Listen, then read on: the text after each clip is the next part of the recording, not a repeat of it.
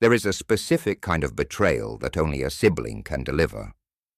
Not because siblings are crueler than other people, but because no one else has that particular access, that history, that intimate knowledge of exactly where you are soft, exactly where you will yield, exactly which words spoken in exactly which tone will make you trust when you should not. A stranger cannot weaponize your childhood against you. A sister can, and sometimes does. But here is what the sister in this story forgot, or perhaps never knew, because she had always underestimated the one sitting across from her. Paper remembers everything. This is the Karma Diaries, and today we are talking about the buyout. When Gloria Mensa died at the age of 77, she left behind 2 daughters, a small house on the edge of a city that was quietly becoming valuable, and a business she had spent 26 years building from nothing. The business was called Mensa Fine Alterations. It occupied a narrow storefront on a street that had once been unremarkable, and was now, in the way of certain city streets, beginning to attract attention from people with money and plans. Gloria had started it with a sewing machine, a loan from her church community, and the particular stubbornness of someone who had decided that this was the thing she was going to do, and that was the end of the discussion. By the time she died, it employed 6 people, had a loyal client base built over decades, and occupied a building that Gloria had purchased outright 15 years earlier when the landlord had offered to sell, and she had somehow found a way to make it work. She left everything equally to her daughters. Evelyn, the elder, who was 51 and had lived near their mother and been present for the final years, and Ruth, the younger, who was 46 and had moved away in her 30s and carried the particular guilt of the child who left while the other stayed. The will was clear, 50% each, the house, the business, the building. The question was what to do with it. Evelyn raised the subject 3 weeks after the funeral, sitting at their mother's kitchen table, in the house that still smelled like their mother, and probably would for a long time. She was practical about it, organized. She had clearly been thinking about this for a while, long enough to have assembled figures and projections, and a general shape of a proposal that she presented with the calm efficiency of someone who has rehearsed the conversation in their head many times. The business, she said, was struggling, had been for a couple of years. The client base was aging, the younger market had not materialized, the costs of running the storefront had increased while revenue had plateaued.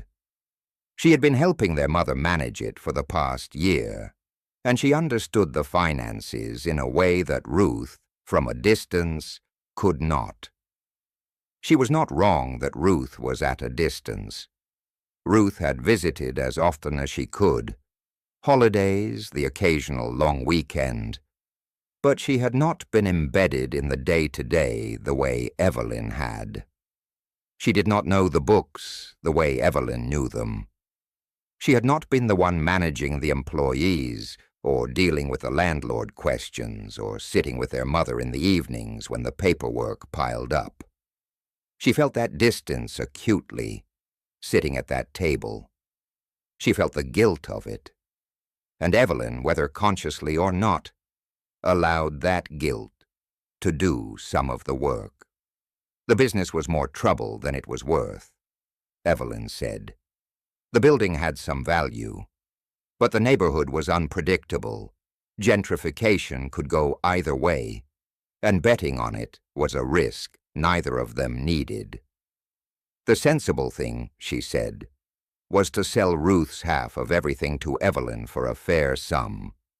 Let Evelyn manage the wind down at her own pace, and give Ruth a clean settlement that she could use to build something in her own life without being tied to a struggling business in a city she no longer lived in. She named a number. It was not insulting. It was not designed to feel offensive. It was calibrated to feel reasonable, enough that Ruth would not feel cheated. Not so much that Evelyn was giving away something she knew was worth more. Ruth looked at the number. She looked at her sister.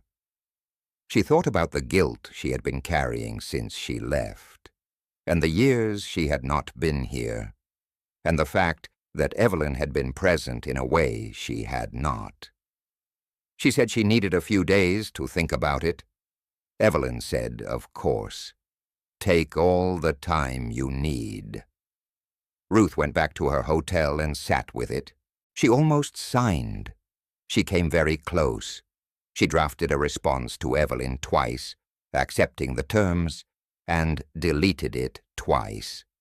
Not because she suspected anything specific, but because something she could not name was sitting quietly at the back of her mind and declining to be dismissed. She called an old friend from college, a woman named Sandra who had spent her career in commercial real estate and knew more about property valuation than anyone Ruth could think to call. She described the situation, the building, the location, the street, the neighborhood trajectory Evelyn had described as unpredictable. Sandra asked for the address. She called back 2 hours later. She did not bury the lead. She said, Ruth, that street is not unpredictable. That street has had 3 significant commercial acquisitions in the past 18 months. There is a development group that has been quietly buying up the block for 2 years. That building your mother owned is directly in the path of what is shaping up to be a very significant project. Ruth was very still on the phone. Sandra said, I don't know what your sister has told you, but whatever she's told you about that neighborhood being a risk, I would want to see the valuation report she's working from before I believed a word of it. Ruth thanked her. She hung up. She sat for a long time. Then she remembered something. In the folder of documents her mother's attorney had given her after the will was read, a folder she had taken home and placed on her desk, and not yet gone through completely. There had been a report. An independent valuation, commissioned, the cover page noted by Evelyn Mensa, 8 months before their mother died. Ruth found the folder. She found the report. She read it. The valuation was not the picture Evelyn had painted at the kitchen table. It was not the assessment of a struggling business in an unpredictable neighborhood. It was a detailed, professionally conducted analysis that told a specific story about a building in a rapidly appreciating location, about a business with loyal clientele and real goodwill value, about a property that was, in the estimation of the person who had been paid to assess it honestly, worth significantly more than the number Evelyn had offered Ruth for her half. The report was dated 8 months ago. Evelyn had commissioned it 8 months ago, before their mother died, before the inheritance, before the kitchen table conversation where she had described the business as more trouble than it was worth. She had known exactly what it was worth. She had paid someone to tell her. And then she had sat across from her sister and described it as a burden. She spent 2 days making calls to Sandra, who helped her understand the development landscape around the building in specific, documented terms, to their mother's attorney, who walked her through the legal position of each party as a co-inheritor and what her options were. To a property attorney Sandra recommended, who reviewed the valuation report and the offer Evelyn had made, and was quiet for a moment before saying that Ruth would be well advised not to sign anything. She also called two of the employees at Mensa Fine Alterations, women who had worked for their mother for years, and who, when Ruth called to check in and ask how things were going, told her, carefully, kindly, because they had loved Gloria and were uncertain how much to say, that the shop was actually doing quite well, that they had been busy, that there had been some talk recently, which they did not fully understand, about the building possibly being sold, and that they were hoping the family would let them know what was happening. Ruth thanked them. She told them she was working on it. Then she called Evelyn. It was not a long call. Ruth had decided, before she dialed, that she was not going to perform anger or deliver speeches. She was going to say what she knew, clearly, and then she was going to listen. She told Evelyn she had found the valuation report. She said it by name, with the date, so there was no ambiguity about which document she meant. There was a silence on the other end of the line that lasted long enough to confirm everything. Evelyn said, "That report was preliminary. It wasn't—" Ruth said, "Evelyn, I have the report. I have spoken to a property attorney. I have spoken to Sandra. I know what the building is worth, and I know what the neighborhood is doing, and I know that you knew both of those things when you sat across from me at Mama's table." Another silence. Ruth said, "I'm not going to sign the agreement you sent me.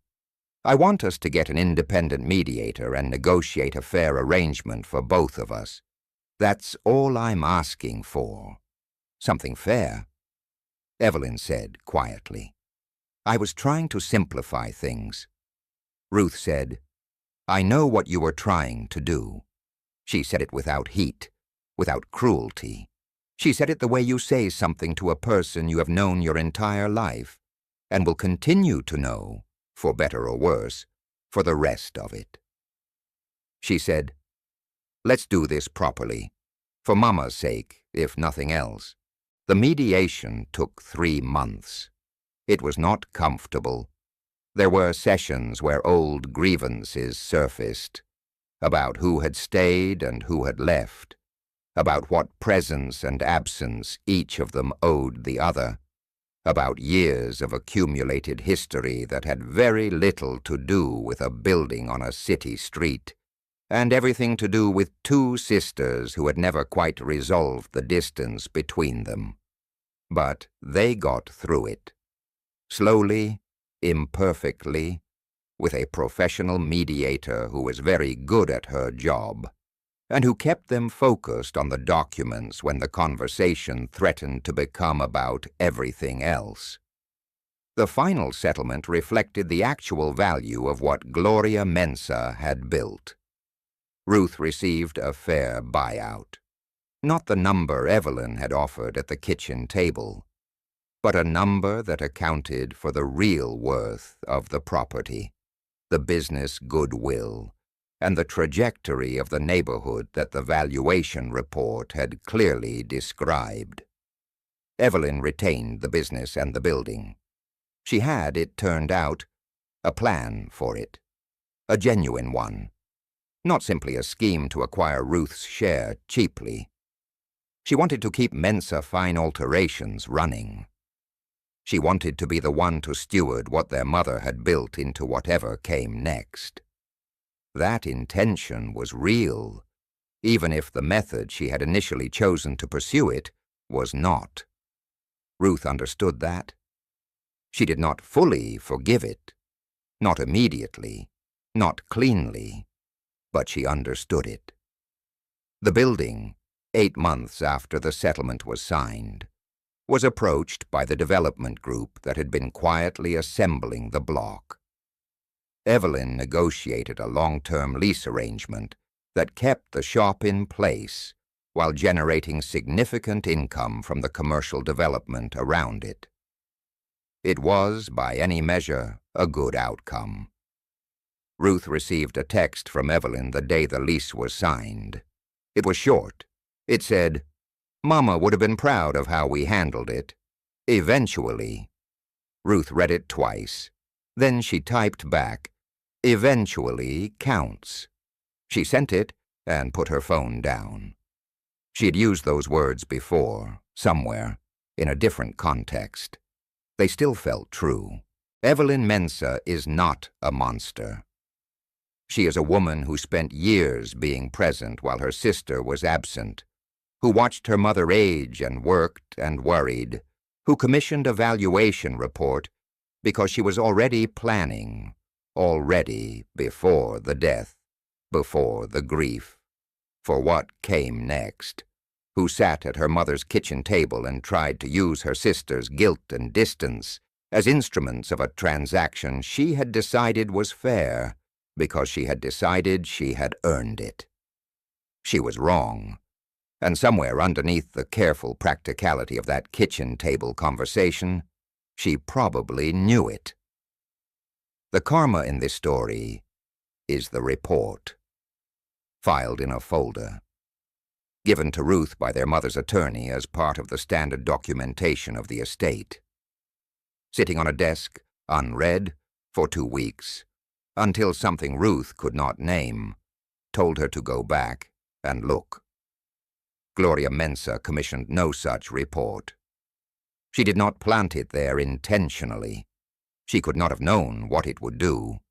But she had raised 2 daughters, and she had taught at least one of them, by example and by instinct, never to sign anything she had not read completely. Ruth almost forgot that lesson in the fog of grief and guilt and the particular pull of a sister's voice at a kitchen table. Almost. The building is still there. The shop is still open. The women who worked for Gloria still work there. And the sign above the door still says, Mensah Fine Alterations, in the same lettering Gloria chose 26 years ago. Some things, built carefully and honestly, have a way of lasting. This has been the Karma Diaries. If this story resonated with you, share it with someone who needs to hear it today. And if you are ever handed a folder of documents, read every page, even the ones that seem routine, especially the ones that seem routine. Until next time, know your worth, read the paperwork, and never let grief be the reason you sign something you should not. There is no love quite like the love a parent has for a child. It is unconditional in the way that almost nothing else in human experience is unconditional. It endures disappointment and distance, and the particular heartbreak of watching someone you raised make choices you cannot understand. It survives things that would end any other relationship. And sometimes, in the hands of the wrong child, it gets used. Not all at once, not with malice in the conventional sense, but quietly, incrementally, in the way that people exploit the things that will not say no, the things that will always show up, the things that will sign on the line because they cannot imagine doing otherwise. But unconditional love does not mean unlimited patience. And some lessons, when they finally arrive with paperwork. This is the Karma Diaries. And today, we are talking about the cosigner. Loretta Sims was 63 years old and had spent the better part of 4 decades being the kind of mother that people described as selfless. It was not an exaggeration. She had raised 2 children largely on her own after her husband left when the kids were small, working doubles at a hotel front desk, taking night classes, building a life through the kind of sustained effort that leaves very little room for anything else. She was warm and stubborn and funny, and she had given her children everything she had, which sometimes meant giving them things she did not quite have to give. Her daughter, Simone, was 34 and lived across town. She called twice a week, visited on Sundays, and had grown into someone Loretta recognized. Careful, independent, quietly determined in the way of people who watched their mother work and took notes. Her son Brandon was 31 and had always been something else. Not bad. Loretta would never have said bad. He was charming and full of ideas, and capable of extraordinary warmth when the warmth was flowing in his direction. He was also, and she had known this since he was a teenager and had chosen to believe he would grow out of it, constitutionally incapable of taking responsibility for the consequences of his own decisions. There had been a lot of consequences, and Loretta had absorbed a lot of them. The loan was not the first time she had put her name on something for Brandon. It was the third. The first two had been smaller, a car loan when he was 24 that she had quietly finished paying off when he stopped, a credit card she had co-signed at 26 that had gone delinquent before she caught it. Each time there had been an explanation. Each time he had been genuinely sorry. Each time she had believed that this was the last time and that he had learned something. When he came to her at 30 with a business plan and a loan application and the specific, persuasive energy of someone who has identified the one person in the world who will not say no, she co-signed. The loan was for $40,000. Brandon's business lasted 14 months. It was not, in fairness, entirely his fault. He had chosen a difficult market, the timing was poor, and there were external factors that would have challenged any new venture.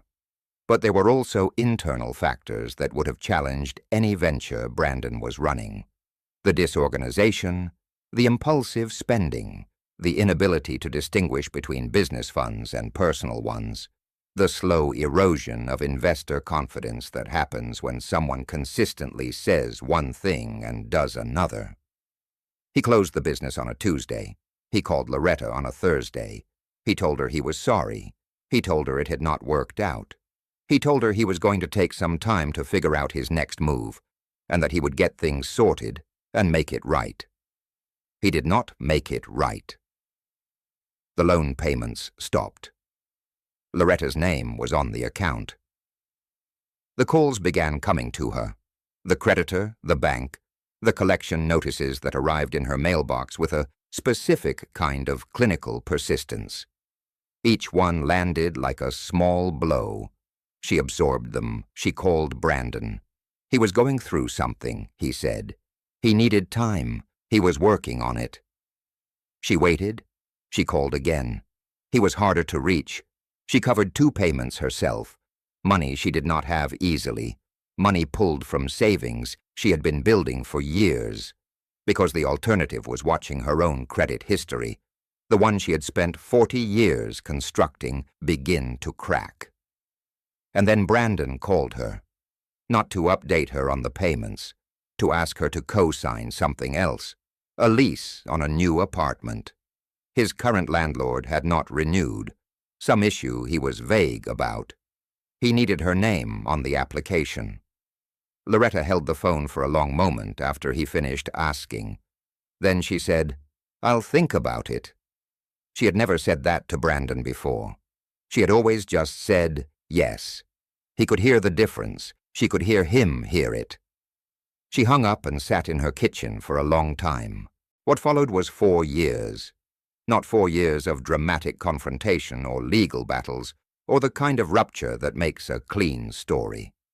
4 years of the slow, unglamorous work of rebuilding.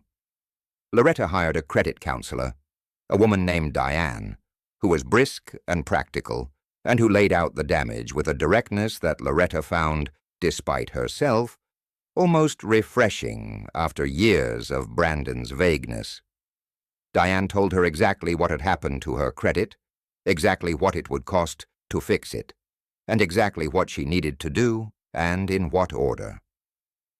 Loretta did all of it, methodically, without complaint, on a timeline that Diane mapped out, and that Loretta followed with the same sustained discipline she had applied to everything else she had ever built. She also did something she had never done in 31 years of being Brandon's mother. She stopped covering for him, not in a dramatic, announced way. She did not send him a letter or sit him down for a speech. She simply stopped. When he called with a problem, she listened. She did not offer money she did not have. She did not offer her name on anything. She offered her ear and occasionally her advice and nothing else. It was the hardest thing she had done since the years when the kids were small and the money was short, and she had had no choice but to find a way through. Harder in some ways, because this time the hard thing was doing less rather than more. Simone noticed the change. She called one evening and said carefully, "Mom, are you okay? You seem different with Brandon lately."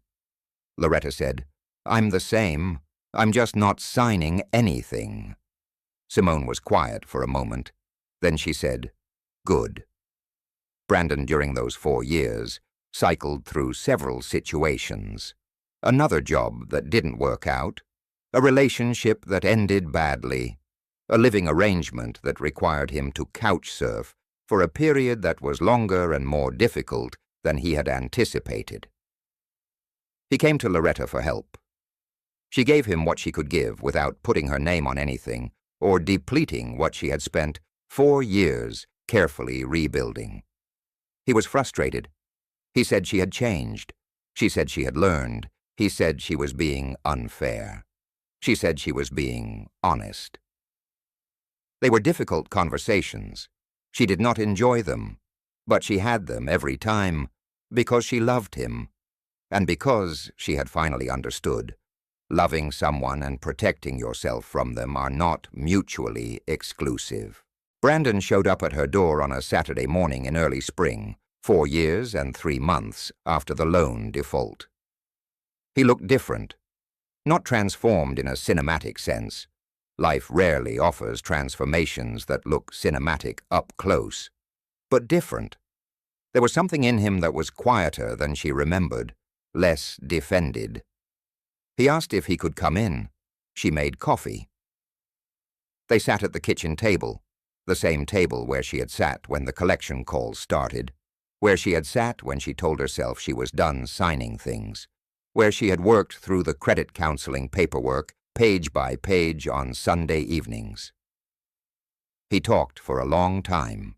He talked about the years since the business closed, about the things he had not wanted to look at, that he had been forced to look at when there was nothing between him and them, about the specific shape of the person he had been, the one who always had an explanation, who always needed a little more time, who had never quite connected the distance between his choices and their consequences, because there had always been someone to absorb the gap. He said her name in the middle of it. He said, "You were always the one who absorbed the gap, Mom, and I let you." He did not deliver a speech. He did not cry dramatically.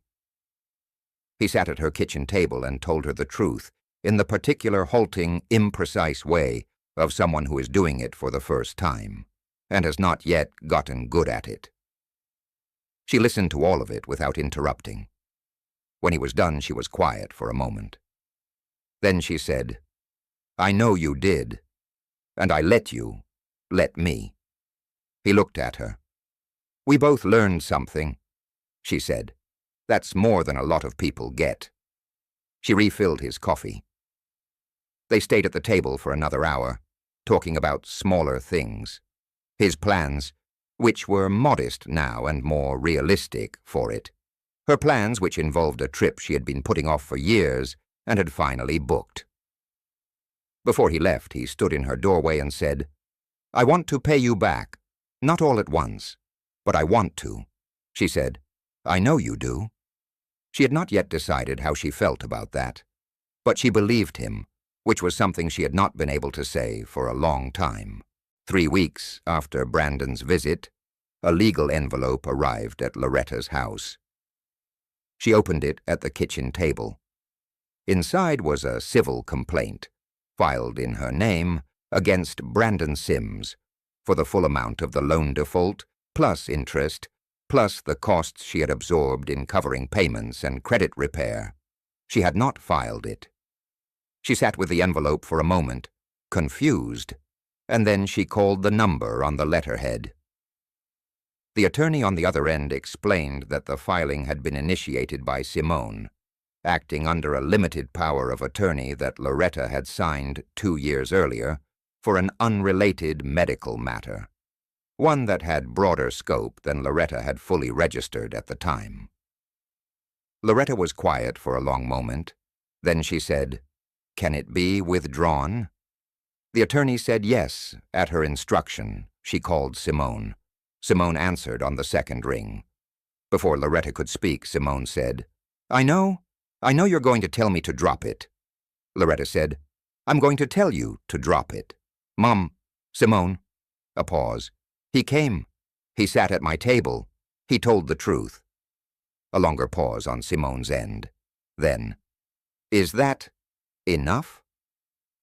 Loretta thought about 4 years of collection calls and credit repair spreadsheets and conversations where she had said no when everything in her wanted to say yes. She thought about the kitchen table and the coffee and the halting, imprecise truth her son had finally told her. "It's a start," she said, "and I'll take a start." The complaint was withdrawn that afternoon. Brandon never knew it had been filed. That was its own quiet kind of mercy, and its own quiet kind of warning carried now in the record of a legal system that had briefly, officially, taken note. Loretta booked her trip. She left on a Thursday in May and spent 2 weeks somewhere warm, doing very little for the first time in as long as she could remember. She sent Simone a photo from a beach on the 4th day. Just the ocean. No caption. Simone sent back a single word. Good. Loretta Sims spent 31 years being the person who absorbed the gap. She did it out of love. She did it because she was capable of it, and because need is a powerful thing when it arrives wearing the face of someone you raised. She did it until the cost became something she could no longer absorb without losing herself in the process. And then she stopped. That is the karma in this story. Not a legal judgment, not a dramatic reckoning, not a moment where someone finally gets what they deserve in a satisfying, cinematic way. The karma is Loretta, sitting at a kitchen table 4 years later, her credit rebuilt and her savings restored, and her son finally telling the truth, saying, "We both learned something. That's more than a lot of people get." It is. Brandon Sims hurt his mother. He did it carelessly and repeatedly, and without fully understanding what he was doing, which is its own kind of indictment.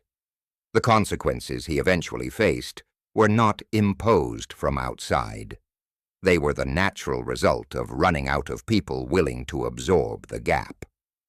That is how consequences tend to work when no one intervenes to prevent them. And Loretta learned something too, that loving someone and protecting yourself from them are not opposites, that no is a complete sentence, that the most loving thing you can do for someone who has never faced a consequence is to finally, gently let them. She took a trip. She sat on a beach. She sent a photo of the ocean to her daughter with no caption. Some endings do not need words. This has been the Karma Diaries. If this story found you at the right moment, share it with someone who needs to hear it. And if you are the person who always absorbs the gap, this one was for you. Until next time, love people, protect yourself, and know the difference between giving someone a hand and letting them take your arm.